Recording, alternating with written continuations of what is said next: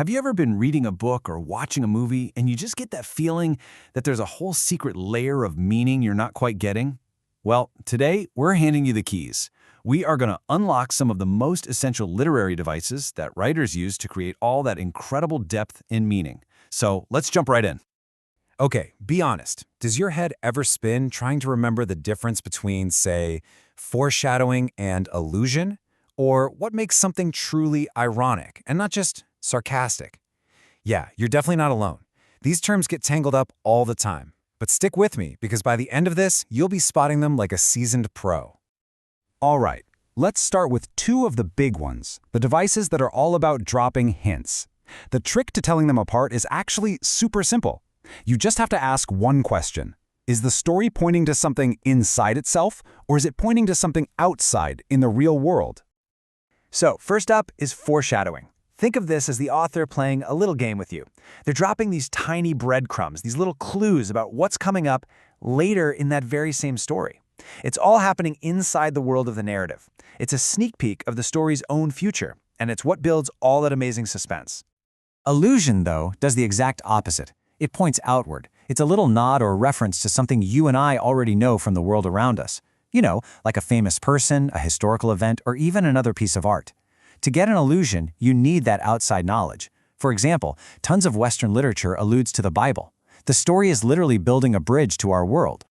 So here's the absolute key takeaway.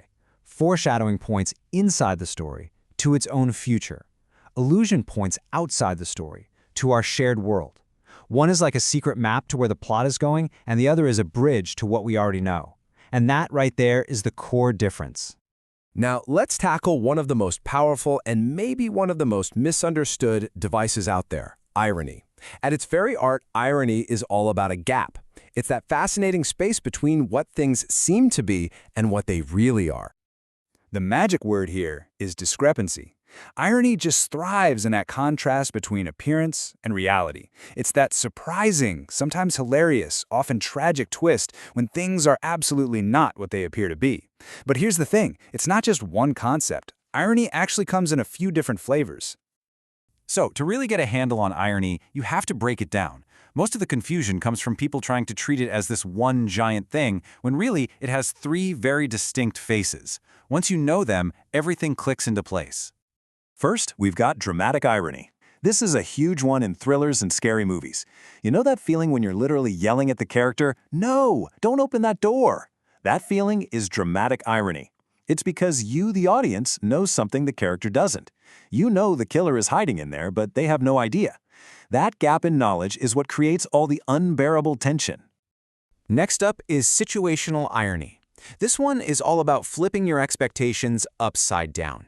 It's when the result of an action is the total opposite of what you, the characters, and everybody else thought was going to happen. You know, like a fire station burning down, or that hero everyone thought was invincible suddenly isn't. It's basically the ultimate plot twist. And finally, there's verbal irony. This is the one we actually use all the time in our daily lives. It's just saying the opposite of what you actually mean. You step outside into a raging blizzard and you say, "Well, what a lovely day for a walk." You're not trying to deceive anyone. You're using that contrast to highlight just how awful the weather really is. And knowing this helps us finally clear up the confusion with irony's closest relatives. Sarcasm, for example, is basically just verbal irony with an attitude. It's got a specific, biting intent to mock someone. You know, when your friend drops a whole plate of food and you say, "Wow, nice job." That's sarcasm. And then satire is even bigger. It uses irony on a massive scale to criticize society, politics, you name it. It uses that meaning gap to make a really powerful point about the world. All right, our final device is a big one, allegory. If all these other devices add a layer of meaning, an allegory is a story that's literally built on two separate parallel layers from the ground up. It's a whole story running underneath the main story. So what that means is that in an allegory, pretty much every character, every object, every single event has two meanings happening at the exact same time. You've got the literal story you're reading on the surface, and then there's a second, symbolic story that runs right alongside it, and its whole purpose is to teach a lesson or make a big statement. A perfect example of this is the old fable, The Ant and the Grasshopper, right? On the literal level, it's just a cute story about some insects, but on the figurative level, The ant isn't just an ant. It stands for a responsible person who works hard and prepares. The grasshopper, well, he stands for someone who just lives for today and doesn't think about tomorrow. The whole point of the story is to deliver that moral. It pays to be prepared. And there you have it. You've just officially added some of the most powerful tools in literature to your personal toolkit. So let's do a super quick review just to make sure it all sticks. Let's lock this in. Foreshadowing, that's the story dropping clues about itself.